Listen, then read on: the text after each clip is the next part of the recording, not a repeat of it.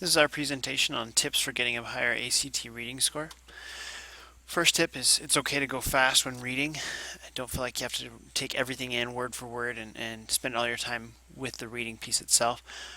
Specifically, it's okay to keep moving even past something you don't understand, because a lot of times future context clues will help you go back and fill in any gaps you have.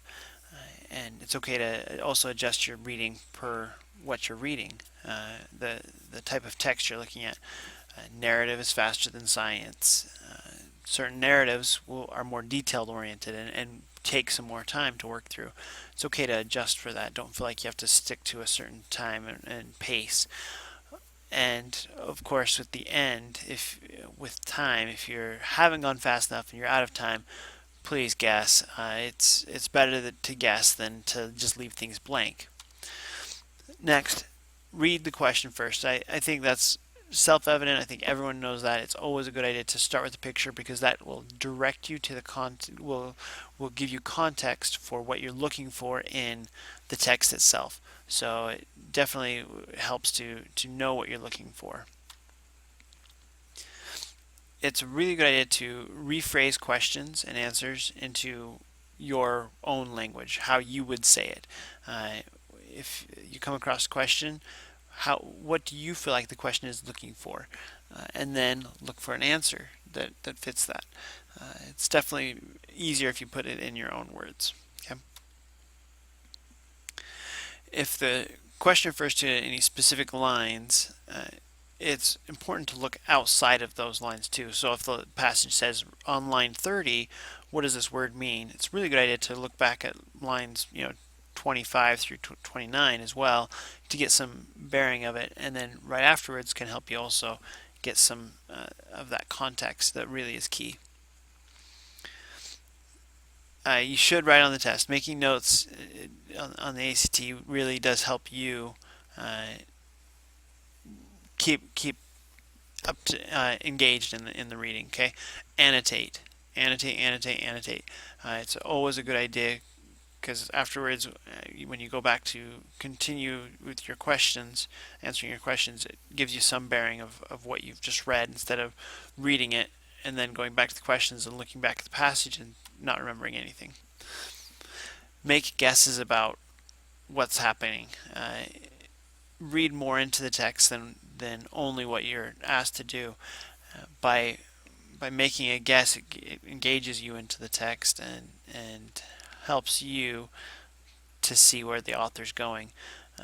If it's an informational text, for instance, try to see how the author is portraying that topic, how they're revealing that topic. And if it's a narrative, of course, predictions are easy. What do you think is going to happen next? Next, review suffixes and prefixes. You've been reviewing these all through middle school and high school. For instance, be familiar with the prefix pre, because that can help you, again, with words the ACT will throw at you, hoping that you don't know it, but testing to see if you can use your context clues to figure out what the word actually means. Next, look for words or phrases that change the direction of the text. A lot of times kids will miss a question because they missed the phrase least or although. So look for those words that really change the purpose behind a text.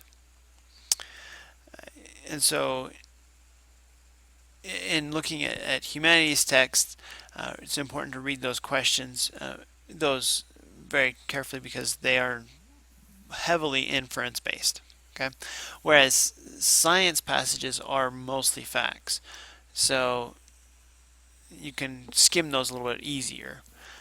And then historical passages are more opinion based, and so there's it's their opinion and their rationale for it. So think claim and reasoning, or claim and evidence, and look for that structure. And main thing here is don't ever give up. Just keep plugging through it, and again, context, context, context. If you keep working at it, you'll a lot of that context will come back around. So always keep moving and don't give up there. And words will come to you with context. If you just keep looking at around the word, a lot of those clues will come. It's really important to understand and be familiar with what the author is hoping to accomplish and how they're going to accomplish it. By making some connections with that, it really helps you to see the overall meaning of a text. And next, don't outsmart yourself, meaning a lot of times we read more into the question than what the question is really asking. We panic about it and we make it a much more complicated matter than what was really at hand. When the proctor tells you there are 5 minutes left in the test, fill in all the circles you have left. So make sure that you are not leaving things empty. You will be cued as to when that will happen, and at that point get caught up with where you need to be on the test so that you can turn in a completed bubble sheet. Okay? Hopefully this helps, and if there are questions, feel free to comment and contribute to the discussion. Thank you.